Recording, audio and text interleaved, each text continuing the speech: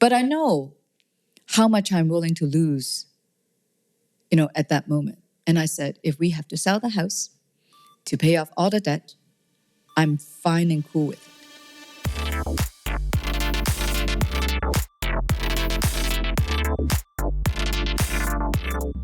I recently joined Sidebar, and I have to share my experience with you. Sidebar is a leadership program that accelerates your career. The program is designed for the world's most dynamic leaders and professionals who want to do more, do it better, and do it faster. Sound like you? It's like having your own personal board of directors made up of brilliant industry leaders. Sidebar found me a great match with a highly vetted and supportive peer group. We meet bi-weekly to discuss my challenges as an entrepreneur and builder. Every call has been impactful, helping me navigate my next steps and blockers. Peer groups provide accountability, diverse perspectives, and raw feedback, which is the most important, and everything is confidential. The best part is Sidebar runs the program and you just show up. They have the tech, the people, and the processes to drive impact and growth.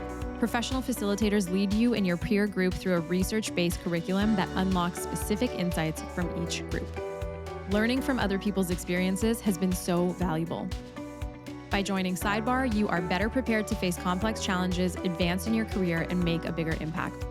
Jump the growing waitlist of thousands of senior leaders waiting to join Sidebar and build your board of directors by visiting sidebar.com/she'sinteresting. That's sidebar.com/she'sinteresting. Welcome to She's Interesting, a conversation about business, money, and well-being. I'm your host, Rashel Hariri. Today, we have a very exciting guest with us. I hope you all have your notebooks ready and you're ready to take some of this knowledge from Eva Lau. Eva is a respected entrepreneur turned investor. She's one of the few women leading a venture fund in Canada. As a founding and general partner of Two Small Fish Ventures, she leverages her experience to help early-stage transformative tech companies achieve internet scale. Before launching Two Small Fish Ventures, Eva was a founding team member of Wattpad, one of Canada's most successful tech companies. Thank you. Really incredible. As the head of community and content for the storytelling platform, she helped the company scale from hundreds to millions of users. That's something that we can all dream about. Before Wattpad, she was the director of product development of Bright Spark Labs, a Toronto-based accelerator where she mentored numerous local startups. So she's been in the field for a while. Eva continues to offer her time and expertise to help other tech companies succeed and is involved with many incubators and accelerators. She also serves on the board of many startups and Volta, Upside Foundation, and Branksome Hall. Eva has a bachelor's degree in industrial engineering. We have an engineer here today. Woohoo. Yeah. From the University of Toronto and an MBA from the Schulich School of Business. Holy crap. Eva, welcome to She's Interesting. Well, thanks for having me. It's my pleasure to be here. I am so excited to interview you. I was telling Valentina, our studio lead, earlier that I'm a little bit nervous because I think you have just had so much success. You have Thank you. So much knowledge. And I really, what I like about you and what I've researched about you, because we've just met here today, is you are so thoughtful with all the decisions that you make in your life. And we were talking earlier, you're a very pragmatic thinker. And so I'm ready to take some of your knowledge, and I hope everyone has their pens and paper ready to go.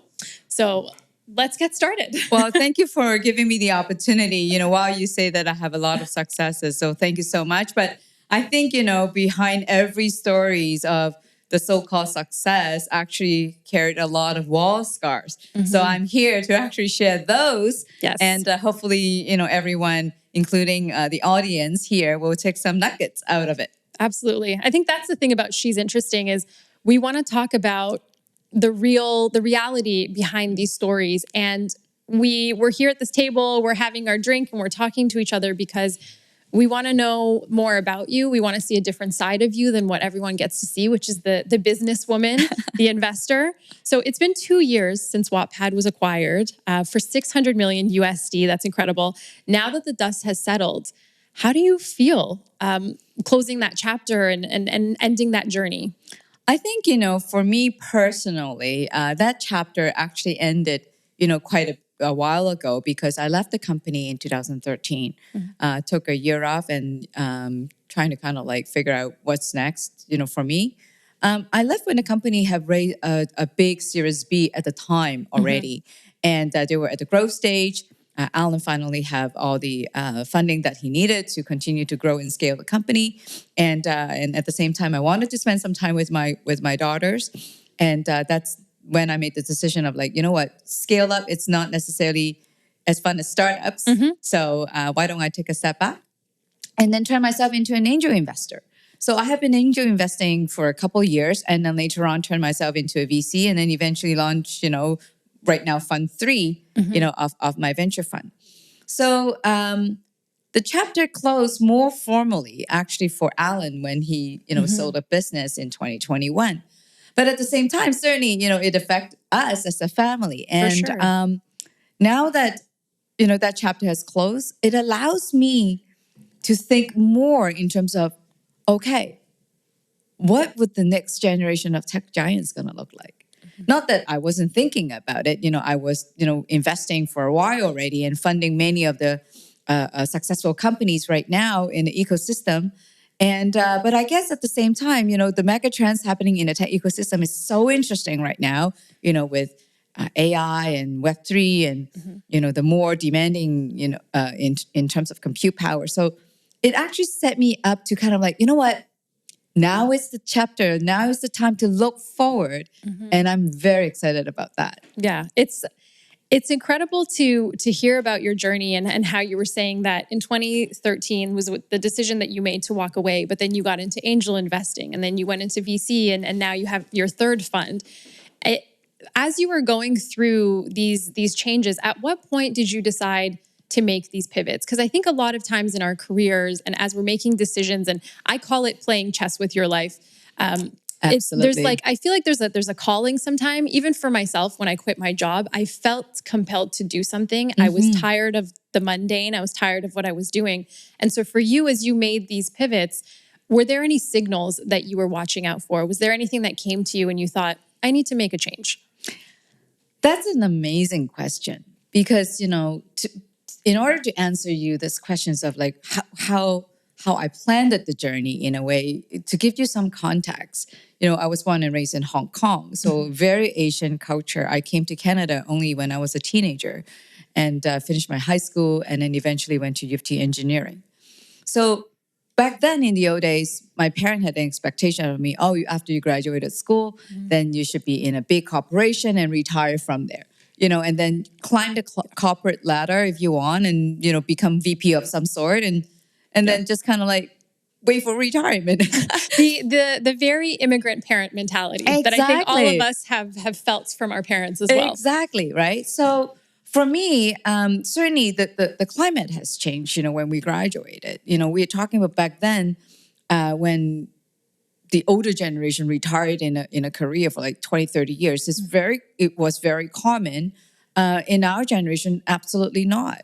I remember when I graduated engineering, I went into, a job interview and half of my class was there because, there wasn't, enough jobs at the time.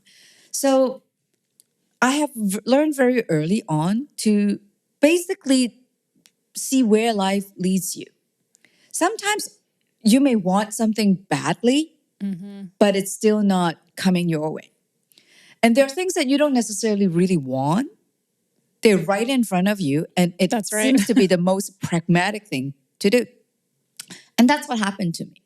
So I landed in the software engineering world, right after graduation because I had to take that job because that was the first job that's available for me. Like, what's better than zero? A job is better than zero, right? Yeah, money is better than no money. Yeah, right? So then I took that job, and then later on, I moved from the software world to the hardware world because, my mentor sold the company, and I felt that, okay, I need to move on to the next thing. And ho and below, I got an opportunity in a hardware company. I'm like, I've done software. Let me try hardware.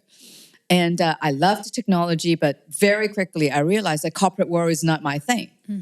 So, long story short, I kind of like go through one step at a time, knowing each step, I want to learn something new. Knowing each step, I want to have fun. When do I know that I need to move on? It's when I don't have fun anymore. Yes. It's important that I feel that a lot of people, they kind of feel stuck in their career because they're not having fun. Of course, you have to be pragmatic. Like if you have have no fun, but you have no job, then of course, you have to continue to work there to make sure you bring food, on the table. That's given. But at the same time, if you have enough of that risk appetite, knowing how much you're going to lose if you take that risk at most, you have those things well thought out. It actually allowed us to jump onto opportunities to expand yourself, learn new things, and see the fun side of that opportunity. And at the end, you will become a better person. Through that journey, allows you to take the next step forward. That's absolutely amazing. It's so aligned with how I've been thinking about my life recently as well, too. I love that you said leaning into the learning, because I think oftentimes when we can tell something's wrong, we can tell we need a change and we don't, it's a fear of something that's holding us back. And I find that for me anyways, I can put my fear and anxiety aside if I focus on the fact that I am learning, that I'm developing as a human, I'm developing in my career. And if you lean into that, there's you can't fail. Even if things don't go the way that you planned, at least you learned and you have a different approach, a holistic approach to how you're making decisions in your life and where you're working. And I also like that you mentioned looking at the next step, because that's honestly something that I preach to myself and to my friends, where don't look at the whole staircase, because that can be so daunting and scary, because you don't know in 2 years where you'll be, right? But if you focus on what's going to come next, it's so much easier on you. And it's so much kinder for yourself to say, I'm going to focus on this thing for now. Let's learn here. Let's work here. Let's develop here.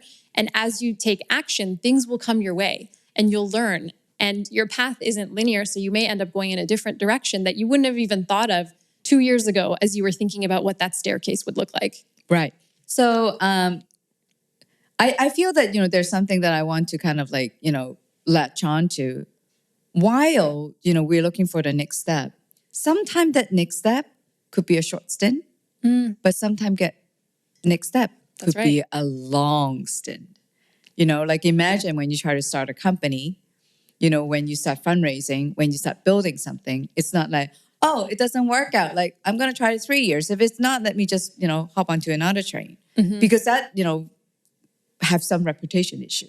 Right? You start something, it's, not going well. You can't finish anything. That's what you just cannot ever finish, anything. So that's not necessarily what I meant by that. It's when you actually saw an opportunity and you feel that's the right time to do it wholeheartedly. Yes, jump in. And I always believe that if you give 120% of yourself in that opportunity, that journey could be quite clunky, hard, not necessarily how you imagine it would go. But in the end, you have sweat that sweat, shed those tears, and, gave those blood. You would have no regrets. And I think that's what I meant by step by step. It's you go into the next stint, the next opportunity, put everything you have, or, put your heart at it, give your energy, do the best you can. Then when you're done with it, there'll be no regrets. Yeah. You had a ton of fun. You made great friends, met great mentors, and that will set you up for the next step. That's what I meant. Yeah, that's beautiful. It's actually a great transition to my next question, which was, I noticed, I was reading online when I was researching before the interview, that early days in Wattpad, and this comes a lot back to what we were talking about of how do you know when to start and stop something? How do you know when to take a leap or when to turn and navigate? And so my question for you is, in the early days, you and your husband had just had your second daughter, and Wattpad at the time wasn't generating a lot of revenue, and he had to start a second company to fund Wattpad. Was there a time when you thought to yourself, this is too much, I don't want to do this anymore? And how did you talk yourself out of that? Because obviously you guys continued with Wattpad. And what advice do you have for any entrepreneurs and business women right now who may be going through difficult times and they don't know when to pull the trigger, when to keep going? Yeah, so that's an amazing question. So back then, when Alan was starting the company, it was really ahead of his time. when mobile computing was not as mature as it is right now. Kindle was not even there. The iPhone wasn't even around. iPhone wasn't even there. Yeah. So, when we were building Wattpad back then, the app was running on those feature phones, like the Motorola Razr, that kind of like a flip phone. And certainly it was very hard for people at the time to imagine that you can read and write on a mobile device like that. So as you mentioned, not a lot of revenue, $2 per month from Google. And that was the ads supported revenue that we have. And we have to share it with Ivan's family. So yeah, we got $1 a month. It was actually pretty okay, given that the hosting fees was only $5. Oh my goodness. But you can imagine, how hard it was. And when do we know, if we were to stop, or, how would we known if, back then? So I want to kind of reverse back a little bit. So me and Alan have been in the tech community for a long time. As mentioned, I was, the head of, product development back then in Brightspark Labs, and that was a tech incubator during the .com days. So I've seen a lot of boom and bust in the ecosystem. So when Alan wanted to start the company with Ivan, he came to me and say, "Hey, I'm gonna, quit my job and do that." And right away, very naturally for us is to like, how much are we willing to lose? And that has always been then our mentality in doing many things in our lives. Because life is not about a straight line of like, you do this, you get this, you do, you get that. Sometimes you do this and you won't get anything back. And that's right. That's what taking risks looks like. You want to do something, you expect a good outcome, but it's not getting that, then that's the risk that you have to do. So me and Alan have been very good at doing calculated risk. So when he wanted to start Wattpad, he promised me that he will give it a try for 2 years. So during those 14 months in between, there were absolutely a time that we were like, why the hell are we doing this? We were so close of selling our house in order to continue our life, not just Wattpad. It's just our life. We may have to sell a house to continue our lives. And it was extremely difficult. And so me and Alan were like, well, looks like we have to sell the house. But it was before the 2-year expiry. So I kind of had to stick to my promise. And I said, I will give you 2 years. The expiry is not up yet. So it's okay. We can keep trying. We are highly educated, very well skilled. If we need to go find a job, worst case, I'm sure we'll be able to find a job. But I know how much I'm willing to lose, at that moment. And I said, if we have to sell the house to pay off all the debt, I'm fine and cool with it. I'm okay to be zero, but I'm not okay to be negative. So I said, if we have to sell the house and hunker down in your mom's place or my mom's place, it's not ideal, but we'll survive and I'll be okay. We'll start from zero again. And luckily at that time, he and Ivan then, started some consulting business and trying to build up another platform in a mobile compute side, because that's their expertise. And very luckily, that company eventually get acquired by one of the companies, and it kind of lift us out from the debt cycle a little bit. So which is great, and that kind of gave us breathing room, allowing us to continue on with the within that expiry zone. And guess what? Within that expiry, before it actually happened, iPhone came out. We became the only one. That's amazing. Yeah, we became the only mobile app that allows people to initially read on a mobile device, and later on we captured the market with Android. Back then, Blackberries, back then Windows Phone. We practically became the only mobile platform in storytelling for all mobile devices. That is so amazing, because it's, when you think about life, and as we were saying, it's not linear and there's different challenges and obstacles. And sometimes I feel like, from a spiritual perspective, I'm a spiritual person, I feel like obstacles are put in front of you even in a way to test you, like, how much do you want this? And I feel like as this obstacle with your home was happening, first of all, you're an incredible partner for being so patient. Honestly, as an incredible wife, being so patient and saying, I said 2 years, let's stick to the 2 year. Because I'm pretty sure a lot of people listening right now will probably say, hell no. If if that happened, I would be like, we got to go get jobs. This dream is over. So kudos to you for being so thoughtful of sticking to what you said, also having so much belief and conviction that things would change, and believing in yourselves, I think, is the biggest part. Yes, knowing that no. you could fix it. Oh, yes really? And no. Okay, Yes, tell and me no. more. You know, I think, you know, in a way, you may given me too much credit, you know, to being a good wife here. But okay, let's dig deeper. But I hear what you're saying. I think at the time, you know, certainly, you know, was I comfortable? No, hell no. Mm-hmm. You know, we were playing with this my kids' college funds. Mm. You know, when we are zero, I actually meant zero. But at the same time, there are two things was happening in my heart at the time and kept me kind of like, I got to do this. Mm. So first of all, I'm also a very spiritual person. And at the time, you know, after hours of thinking and many prayers, I just felt at peace to move forward. I love that. Feeling that we will be okay.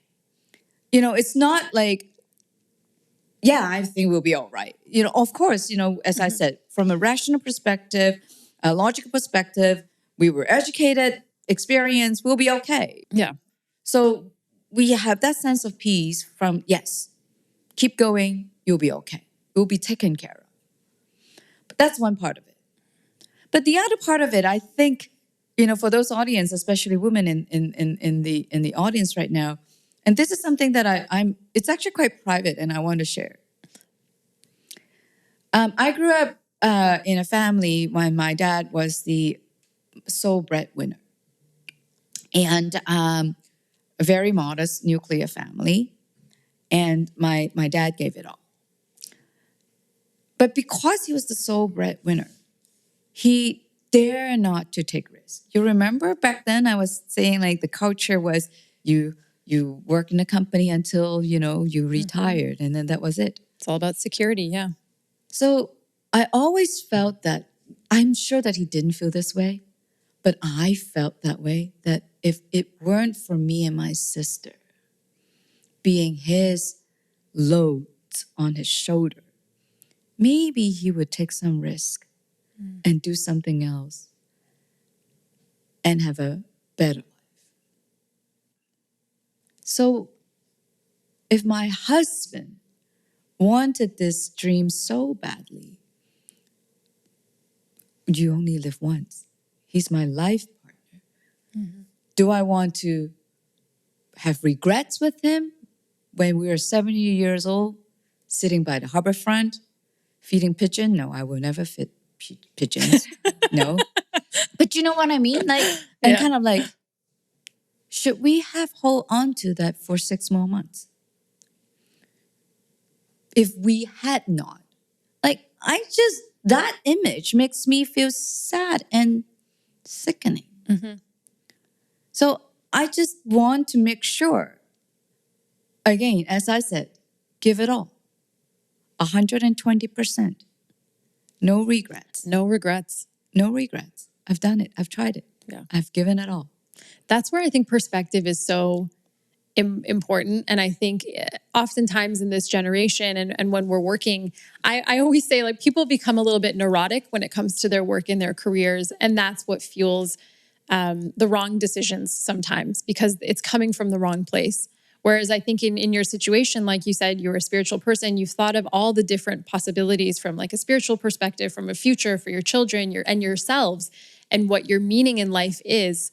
And because of that, then you were able to say, okay, I've literally looked at everything. I've thought of everything. This is going to be fucking hard, but let's try. Let's do a little bit longer. You couldn't, put it better than yourself. Mm-hmm. Yeah, it's like, when you do a major decision in your life, it's important you do a 360, right? I think some people may simplify things of like, if then else. Mm. If I do this, then this. If I do this, then that.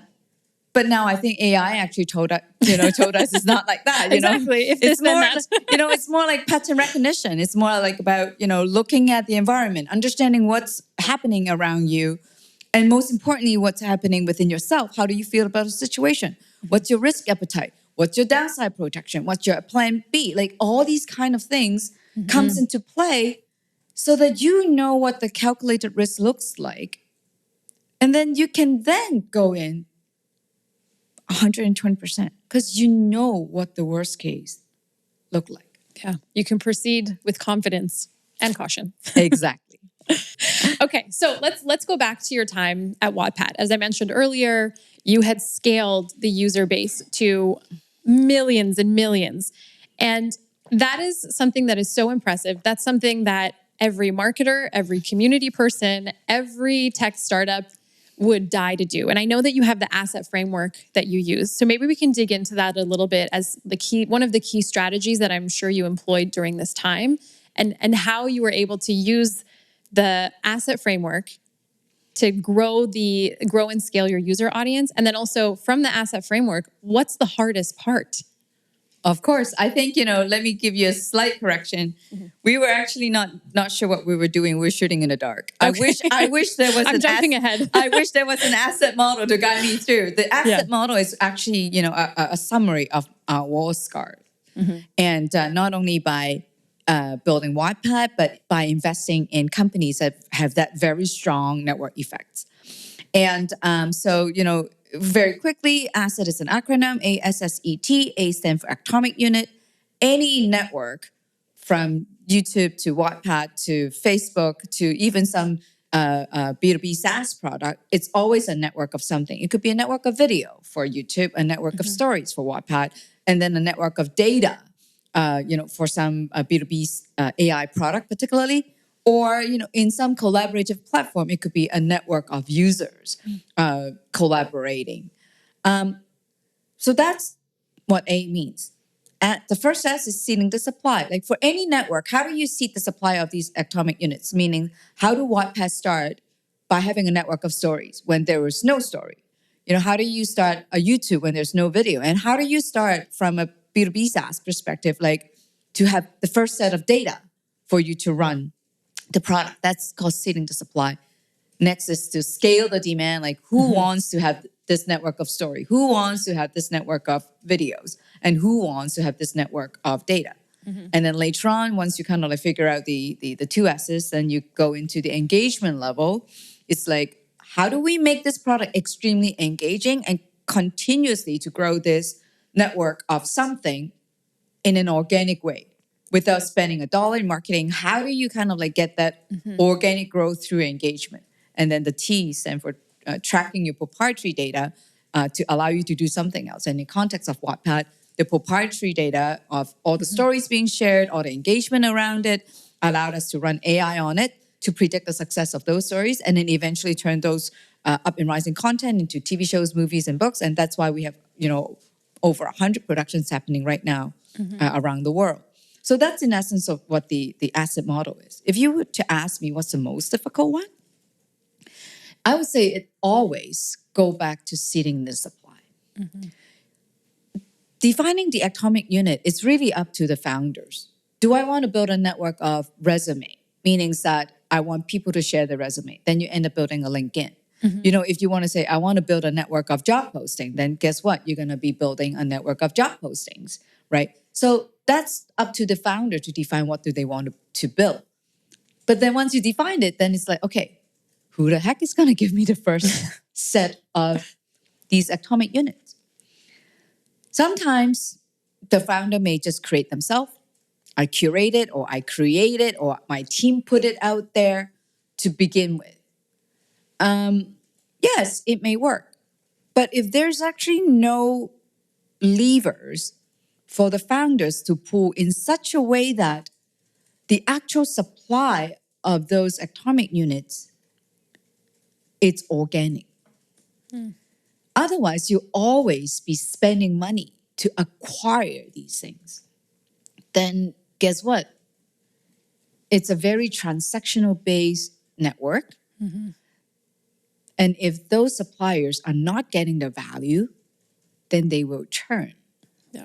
So I would say the most difficult part in general of building Wattpad to scale to the hundreds of millions of users, we are talking about here, it's what are the reasons that the users are really loving and engaging on your platform? What value is your platform really unlocking for them that they cannot get anywhere else? So in the context of Wattpad, everybody have a story to tell, but there was nowhere to tell the story. Some people want to tell the story and publish it as a book and only have that satisfaction by having it in a bookstore. Whether it's collecting dust or being a bestseller, they don't care. They just want to make sure that they have a physical book. Yeah, it's a very old school way of thinking about it. Traditional way of thinking about how a story is being told.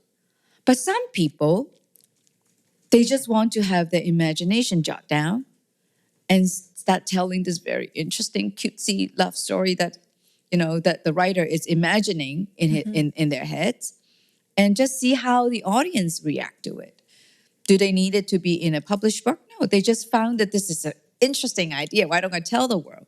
So, and some people say, you know what, I just learned about my grandfather's, hard life when they were an immigrant, and I just want to kind of write it down.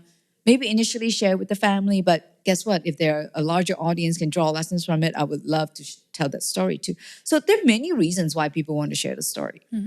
So for me, it's to capture that capture that need, and providing them an opportunity to unlock that value. That's how you get the supply going. Once you get the supply going, then you're going to ask, okay, so these people are willing to give you something. What do they actually need in return? And will the demand side give that return to these suppliers? So at the end of the day, the platform is neutral. Like, you're just kind of creating that platform for these two-sided marketplace in a way to get it to work. Then, well, some people over here in terms of the supply side, they may actually want a monetization out from it. They want to actually have people pay for it, But some people just want their story to be read. If that's the case, how do you make sure that their stories are read? And that's what scaling the demand looks like. So during the time when we were building Wattpad, we practically leveraged two megatrends to scale the demand. And the most important one was mobile. People were bored, on the go. They have this new shiny object. What do they do with it? Well, read a story. So we allow the access of these stories through every single mobile device. I have so many friends who've had challenges getting pregnant. Did you know 1 in 6 people experience infertility? If you're trying to conceive or even just thinking about it, it's important to prep your body, and if you have a partner, theirs too. I know this space can be confusing and sex ed seems to have missed a few chapters, but that's where Bird & Bee comes in. The female-founded Canadian company offers prenatal supplements and at-home tests delivered right to your door. The supplements are developed by fertility doctors and include all key nutrients you need in one easy package, including antioxidants that support egg and sperm quality. Bird & Bee knows that fertility is a marathon, not a sprint, and is with you every step of the way, from preconception to postpartum. Head to birdandbee.com to get 15% off your first order with code INTERESTING.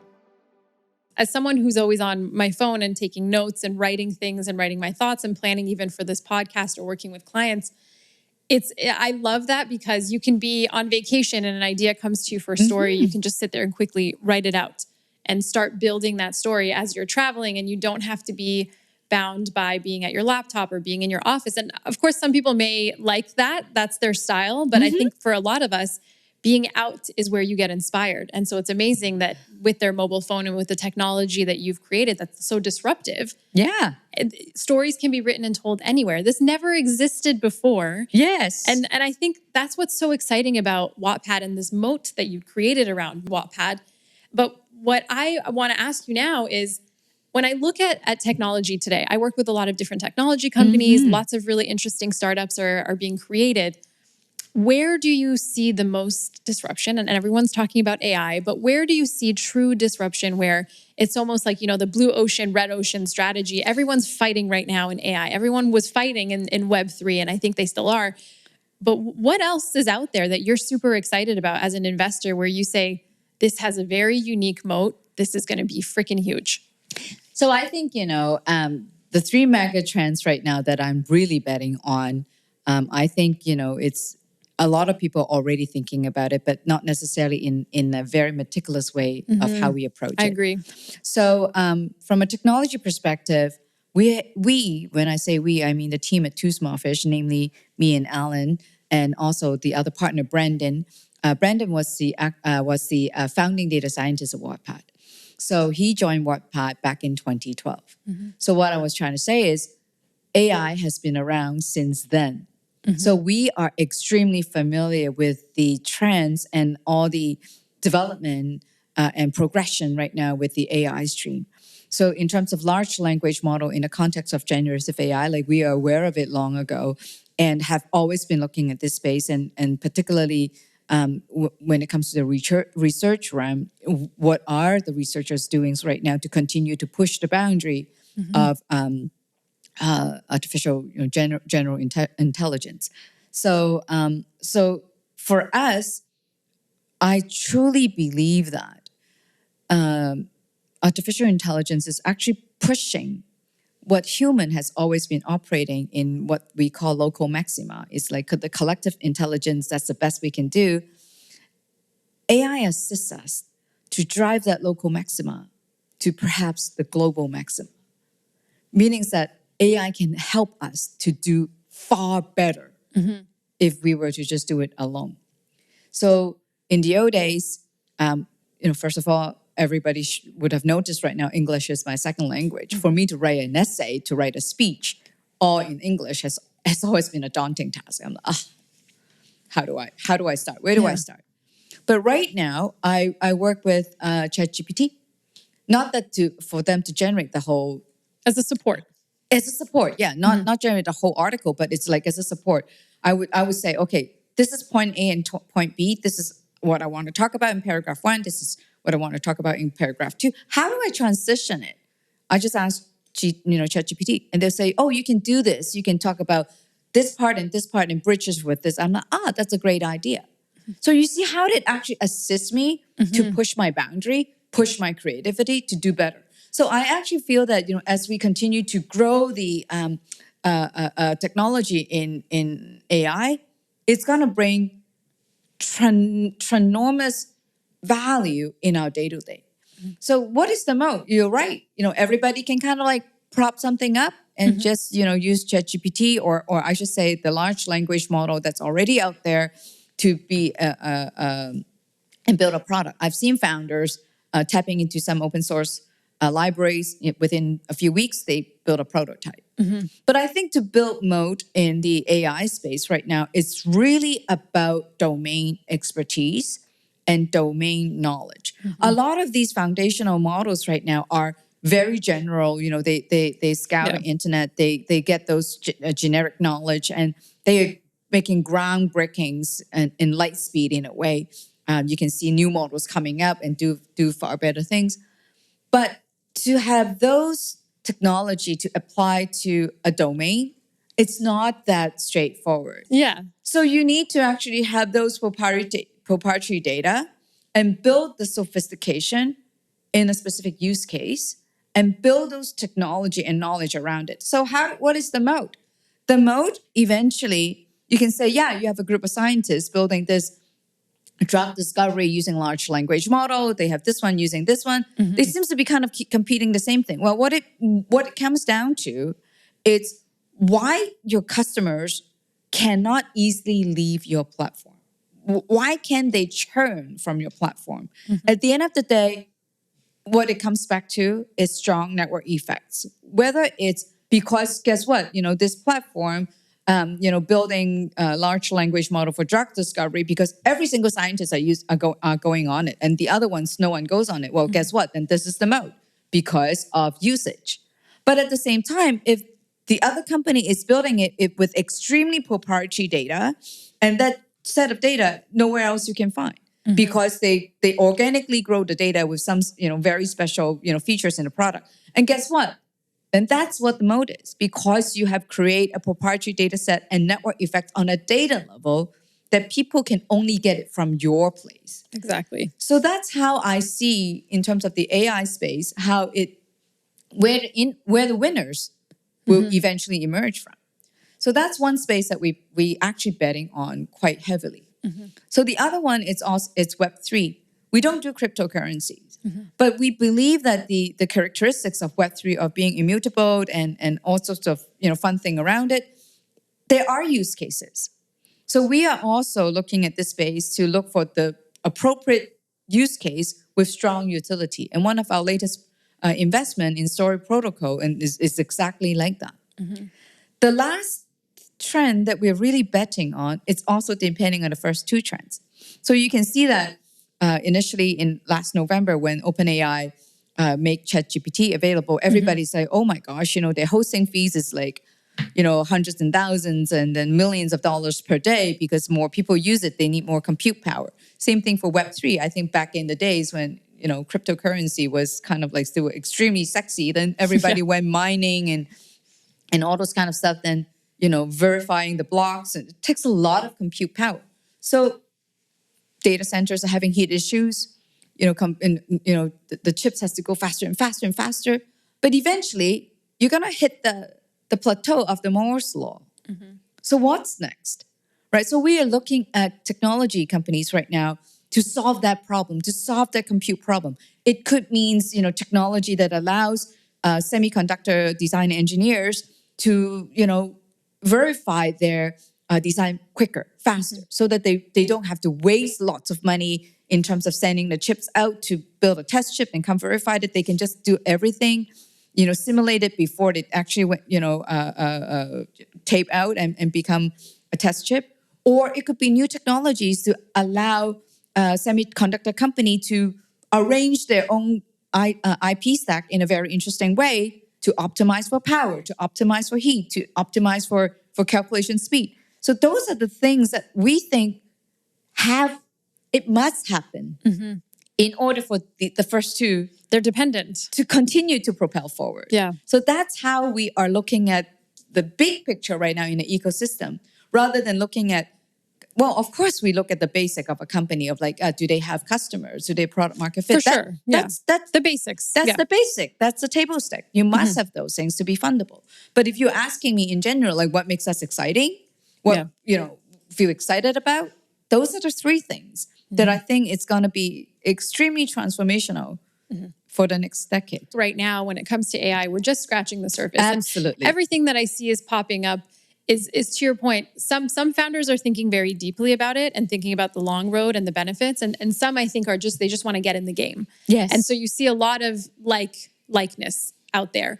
One thing that I was reading up on that I'm really impressed with, and I can't remember the name of the startup, maybe you would know, but it's an AI health tech company. And so they are basically, their AI system will review the same work that a radiologist would review. And they're doing testing to see when a radiologist is reviewing the results for a patient versus when the AI does it, what's the level of accuracy between the two. Yeah. And I think things like that are fascinating to me because I have a deep care about health and humanity and what we could do with technology to push things forward into the next step. And when I see that people are using AI technology, not just for regular communication and, like on the marketing side, helping me with like headlines and things like that, but a more impactful way where on a human to human level, it's helping them with healthcare. Of course. And the future of what this could mean for even developing countries where they need access to resources and there's a lack of, but AI could be there to support them. Yeah. So,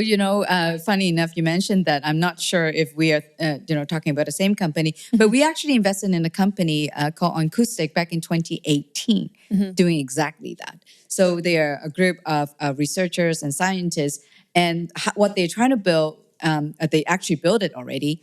Back then they were trying to, but now they have built it. They basically take ultrasound waves. So like, when you do an ultrasound, I think for those women, on the audience, if you had ever pregnant, you know what ultrasound is all about. But ultrasound was actually used in a lot of other disease and illness, particularly in the early days of liver cancer. So instead of comparing images of ultrasound of a liver, they use the sound waves collected raw through those ultrasound devices, and to kind of figure out, could that black dot over there, it's cancerous or not. Wow. So that's what they have built. And they are deploying those technology right now just at an ordinary ultrasound device. So that brings so much more value closer to the patient very early on. Right now, if you feel not well, your doctor will get you a blood test. And then if the blood test is not right, then you come back and do more tests. And then and then see a specialist, and then see a wait 6 specialist, months, and perhaps even do a biopsy. And so there are the many steps involved. But imagine now that they're already in market, that some of the practitioners will say, you know what, let's just do an ultrasound first to see what's the likelihood, and then we'll take the next step sooner or later.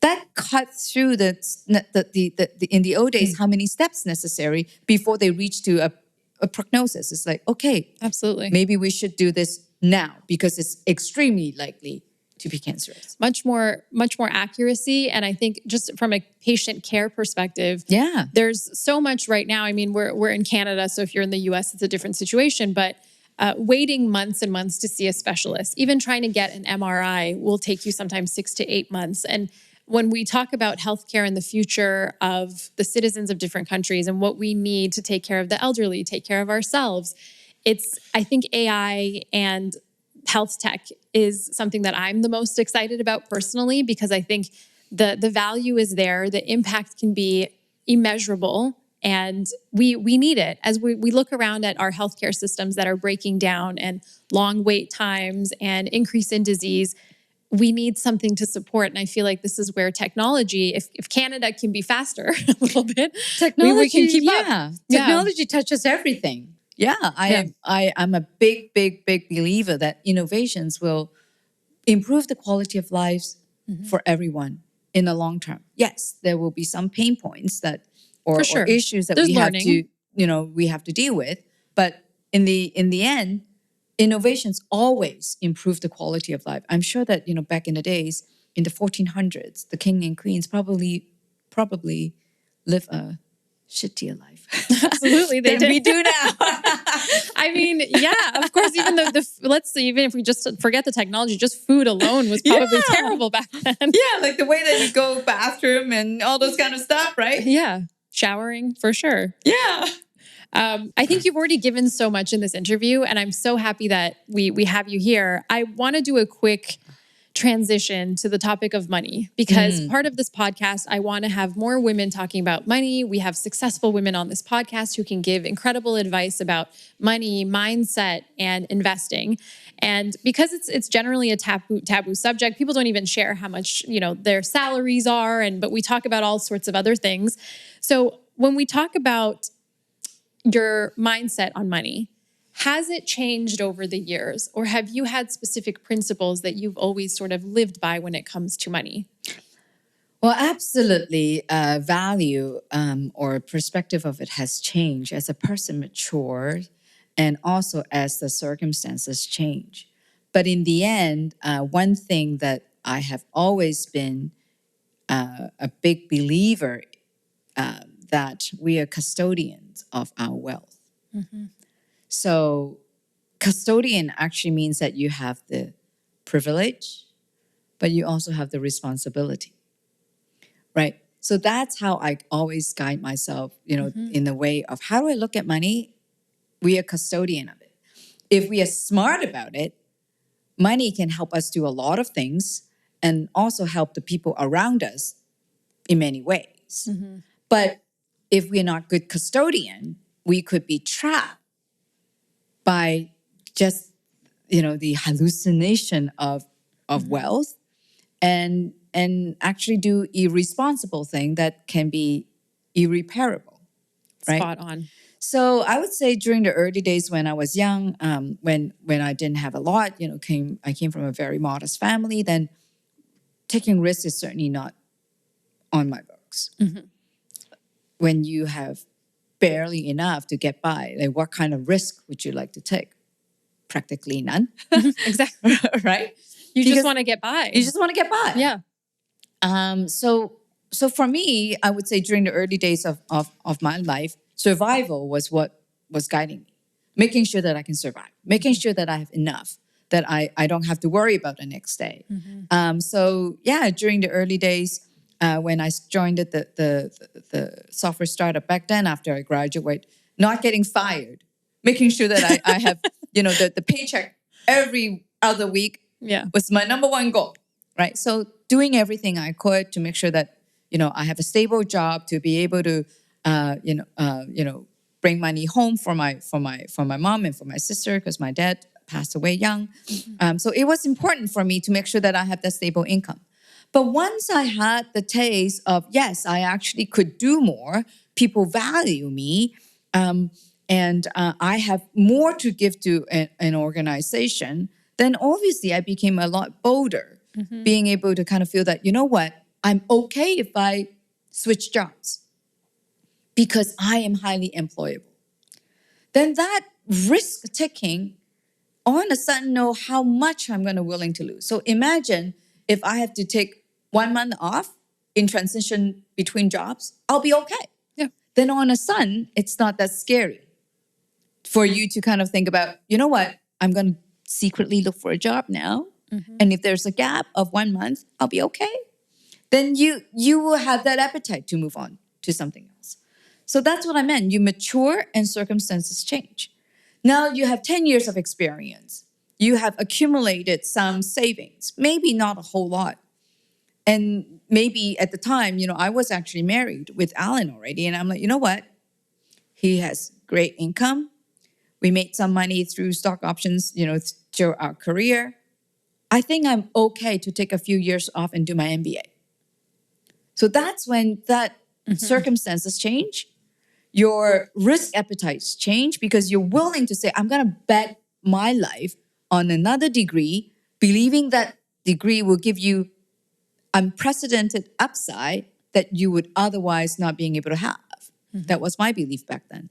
Yeah, and you were making the money work for you in a sense, rather than you working for the money. There you go. And I think that's what happens as we get older in our careers, and why this podcast is for women over 30, because our mindset about money is different now, where instead of rushing, trying to make money and trying to make ends meet, you get to a stage where, like you can say, I have enough that now I can start to use the money to work for me, and I'm not going to let the money circle around me. I'm at the core and I decide how I'm going to play with it. You are bang on. We should never work for money. Of course, as I keep saying, survival mode, you have to kind of like, those are. There's a privilege with being at that stage. Exactly. Yeah. But what I'm trying to say is you're bang on. We have to make sure the money works for us. We are the custodian. Money are at our disposal. It depending on what we want out from it. Some people drive, or I should say, get gratification because spending money makes them feel good. For me, I am not necessarily like that. I love shopping. I love particularly window shopping, browsing. You cannot believe how many websites that I actually have things in the basket but never checked out. Just that idea just of feels good to put it in the cart. Put it in the basket. Add it to the cart, yeah. That's right, add it to the cart. I may one day get it, Yeah. So for me, that's fun. But at the end, I feel that I'm in control. I'm in control of how I want to spend it and how I want to invest them and the risk profile that I know very well that what works for me. So I think, if you ask me right now how I see money, it's money has to work for me to make me a better person, do things for my family that I could otherwise cannot have done. And yeah, of course, draw pleasure from it in some ways, not indulgence, but I've worked through my life. And you deserve it. I deserve to enjoy some of the fruits. There should be no guilt with that either. That's just the fruits of our hard work. Then I totally deserve to enjoy it. So I think it's a mindset. It's like you're a custodian. These are your tools. And how do you make use of these tools to have a better life? And also, how do you make these tools to make you happy and be a responsible person around it? I love that you ended with being a responsible person, because I think money is something that if you don't have the right mindset can really control you and can be used in ways that are actually not beneficial for you or for anyone or for a community. And so I love that you ended with that, because I also know that you guys with Wattpad had made a really big donation as well when you did the sale. And so I think it's true to your nature. It's true to the way that you live your life and your perspective, not just about money and work, but how you want to live your life, where you are, as you're growing and you're building, you're giving back to the community. You're giving back to others who could use it and benefit from it. And I think when it comes to money, the mindset should not be to save and hoard. Because I also come from an immigrant family with a single mom. And that was always the idea was save your money, you might need it. But that's because it was a different generation and different traumas that they had around money. And so now I think the perspective for me anyways is similar to yours, where you want to use it to benefit your life and benefit others and to help you grow, and let the money work for you versus you trying to save it and hoard it and work for the money all the time, because that really doesn't get you far. And it also, I feel, gives you like a dim perspective on life, where if you're thinking about every cent and penny and trying to save versus using it in an abundant way, it makes your life feel very black and white. Yeah, I'm so glad you talk about just about hoarding or and the mindset around it. And I think you're right. I think the older generation, or even during our early upbringing when scarcity was a thing, Absolutely. then you want to make sure that you have enough. I found that sometimes if we don't realize the enough that we have, then we will always kick into this mindset. It's like, this is not enough. Like I need Being more. grateful. I need more. Yeah. But when you say more, when is that enough? So I think for me, when I look at an opportunity or even a purchase or anything like that, I would just say, how is this new thing gonna work in terms of bringing us the value? Sometimes if the value is so disposable in a way, oh my gosh, I bought this new purse. Yeah. But then if that joy is not giving you a 10 years return of like, I'm going to be so happy with this purse for 10 years. Is it worth it? Is it really worth it? Yeah. Right? So that's just me.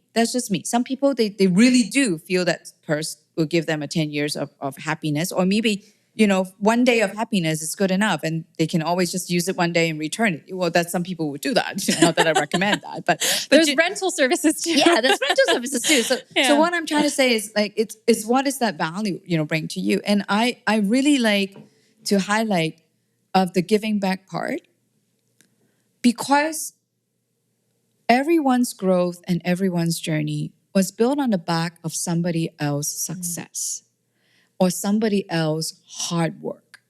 We may not have known, like simple things of, how can you get to school when we were young? Because someone was willing to be a bus driver, right?